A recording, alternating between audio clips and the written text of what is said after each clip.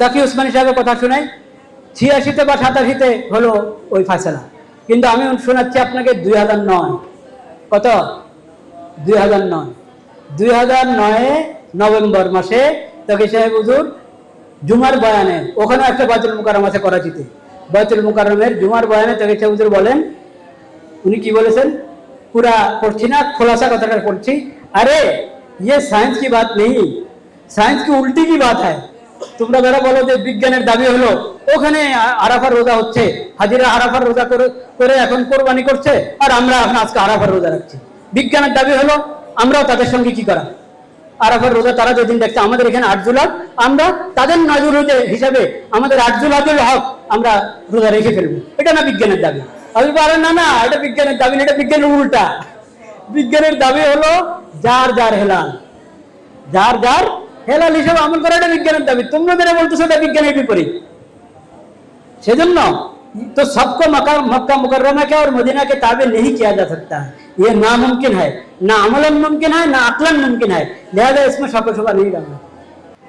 सब दुनियाके তোমরা মক্কা মদিনার হেলাল হিসেবে আমল করাবা, এটা অসম্ভব, যৌক্তিক ভাবে অসম্ভব, যুক্তির দিক থেকে অসম্ভব, আমলের দিক থেকে প্রায়োগিক ভাবে অসম্ভব, এটা সম্ভবই না। কাজে এগুলোর পিছনে পড়বে না তোমরা, এটা তো হিসাবের কথা।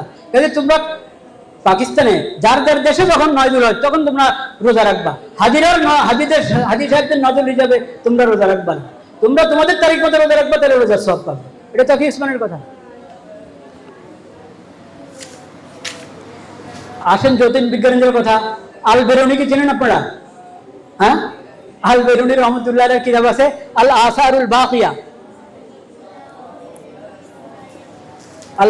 আসারুল বাকিয়া আনিল কুরুনিল খালিয়া, এটা বিজ্ঞানের বই এবং জ্যোতির্বিজ্ঞানের অনেক কিছু নিয়ে এটা আলোচনা আছে, একবারে হেলাল নিয়ে, হেলালের দেখা নিয়ে যাবতীয় তফসিরে আলোচনা। উনি বলেছেন আমরা যারা বিজ্ঞানী, আমরা হেলাল সম্ভাব্য কখন কোন জায়গায় দেখা যেতে পারে এটাই জন্য বলি যাতে হেলাল দেখা তোমাদের জন্য সহজ হয়ে যায়, যাতে হেলাল দেখলে শরীয়তের হুকুম বাস্তবায়ন হয়। শরীয়তের হুকুম সম্ভাবনার সাথে না, শরীয়তের হুকুম হলো হেলাল দেখার সাথে, একই যাবে। এবং উনি বলেছেন আজকাল দেখেন ওই জমানাও এরকম ছিল, কারণ রাফিজি, সকল শিয়াও না, রাফিজি যারা, তারা বলে জ্যোতির্বিজ্ঞানের হিসাবের আলোকে ক্যালেন্ডার করো, ক্যালেন্ডার দিয়ে আমরা রোজা ঈদ করবো। উনি বলেছেন যে এরা আলহা ওলামায়ে কেরামকে গালি দেয়, তো এরা আগে থেকে বলতে পারে না কখন রোজা ঈদ হবে, ও চাঁদ দেখার জন্য বসে থাকে, অনেকক্ষণ দেরি হয়ে যায় অনেকরা, তারপরে ফয়সালা করে। তো এইভাবে তারা লজ্জা দেয়, গালি দেয়। ওরা যদি বুঝতো যে, তাহলে বুঝতো যে ত্রুটি হলো তারা যেটা করে সেটার মধ্যেই ত্রুটি, নতুবা শরীয়তের হুকুম যেটা সেটাই হলো যৌক্তিক। সেটা যদি যুক্তির আলোকে বলো তো শরীয়তের হুকুমটাই যৌক্তিক।